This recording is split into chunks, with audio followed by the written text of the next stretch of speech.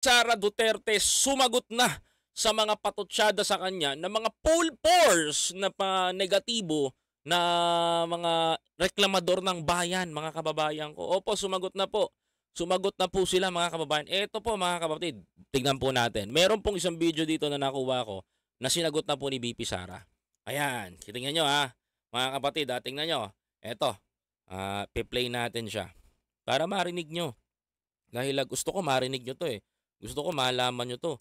Gusto kong maintindihan nyo yung bawat sasabihin ni BP Sara dito. Hindi basta-basta ito. Pakinggan natin ito. Atake, sige sila atake. Narinig nyo po ba si BP Sara mga kababayan ko? Narinig nyo po ba yung kanyang sinasabi? Wait lang, ayusin natin yung properties. Ayan, ayusin ko lang. Para marinig ko rin dito yung sinasabi ni BP. Baka mamaya hindi ko marinig eh. Yari tayo dyan mga kapatid. Mahirap na mga kababayan ko. Mahirap na. Siyempre kailangan na alam din natin yung sinasabi na bawat litalya ni Vice President Sara Duterte mga kababayan ko. Ayoko naman na hindi ko maiintindihan yung bawat words niya. Alright, okay. Ayan.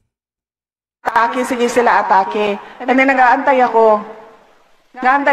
Give me something concrete that I did something wrong. And then there's nothing. Wala.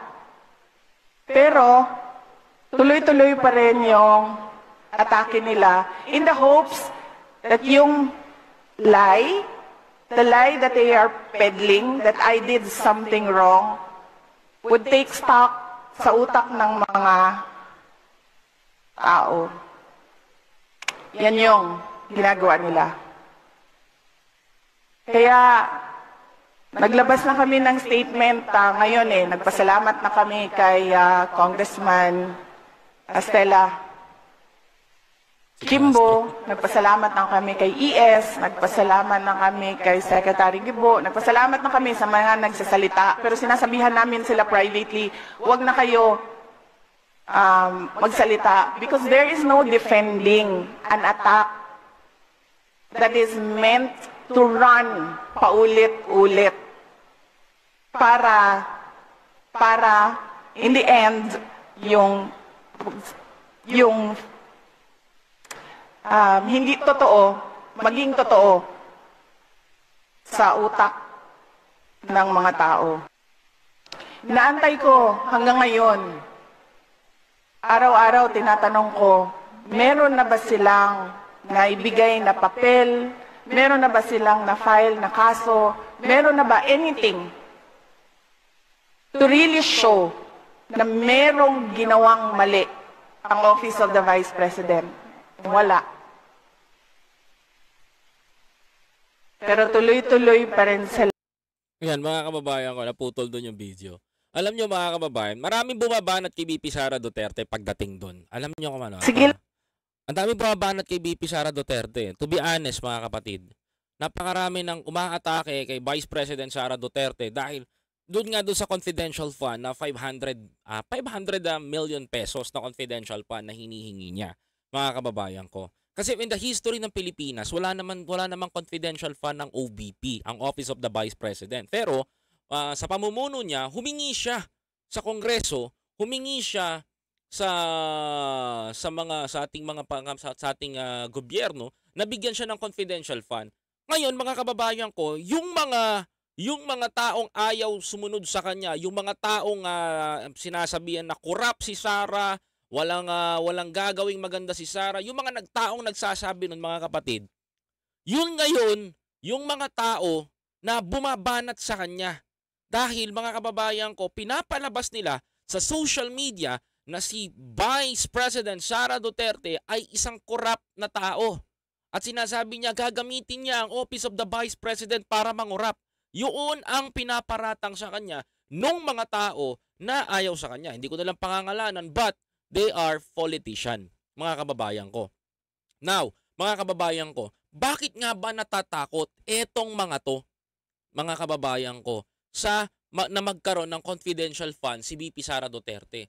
One of the reason mga kababayan ko, dahil pa-priority ni VP Sara Duterte, pa-priority ni Vice President Sara Duterte, ang mga kababayan ko, insurgency. mga kapatid? Para saan ba yung insurgency? Para saan ba tong confidential fund na to? Saan gagamitin ni BP Sara to? At pinapalabas nila sa social media ngayon at sa mga media na kailangan daw ng transparency. Mga kababayan, eto, literally, mga kapatid, literal na usapan. Kung gagamitin ko sa'yo sa kalaban, yung confidential fund na to, mga kapatid, of course, gagawa't gagawa ang kalabang ko nang ikasasama ko para hindi matuloy at magmukhang pangit ang ginaang aking gagawin.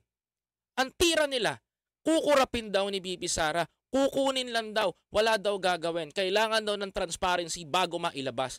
Ngayon, pinipigilan mailabas ito, mga kababayan ko. Bakit nila pinipigilan mailabas? Kasi yung mga taong bumabanat kay BP Sara, mga kababayan ko, is connected sa CPP-NPA. Mga tao ni Joma, mga kababayan ko. Number one, critics niya, Franz Castro. Franz Castro is one of the congressman representative ng ACT Teachers. ACT Teachers is one of the mga kababayan ko. Ang ACT Teachers, ano ba mga kababayan? Isa sa mga kababayan ko sangay ng CPP-NPA-NDF dito sa Pilipinas, mismong si Joma ang nagsabi. Kung gagamitin sa kanila yung 500 million pesos, of course, mapipilayan po sila ng matindi. Mga kababayan ko, bakit? Bakit mga kababayan? Paano ko nasabing lalala at mapipigilan sila? Kasi hindi na po magiging biro yung gagawin ng ating gobyerno. Hindi na po magiging biro yung gagawin ng ating ikalawang Pangulo laban doon sa ginagawa nila. Bakit maginagawa ni BP Sara Duterte to? Ba't niya kailangan sugpuin itong mga to? Because mga kababayan ko, tungkulin niya to, trabaho niya to, kailangan niyang gawin. Why? Mga kababayan ko, siya ang secretary ng Department of Education. Department of Education, sino mga nabibingwit ng mga CPP-NPA na pumapanig sa bundok? Kabataan. Bakit kabataan? Mas madaling bilugin ang utak nila. Saan nakukuha ang mga kabataan na nagre-recruit at umaakyat sa bundok? Sa eskwelahan. Sinong namumuno dapat sa eskwelahan at sinong ahensya ng gobyerno ang may karapatan dyan? DepEd, mga kababayan ko. 'Di ba? Ngayon, mga kapatid, may reason ba? May karapatan ba si BP Sara? Of course, meron. Of course, kailangan yon. Kailangan magkaroon ng karapatan si BP Sara Duterte. Kailangan magkaroon ng lakas si BP Sara Duterte para doon. Paano niya mapapagalaw yan, mga kababayan ko? Siyempre, kailangan natin ng pera.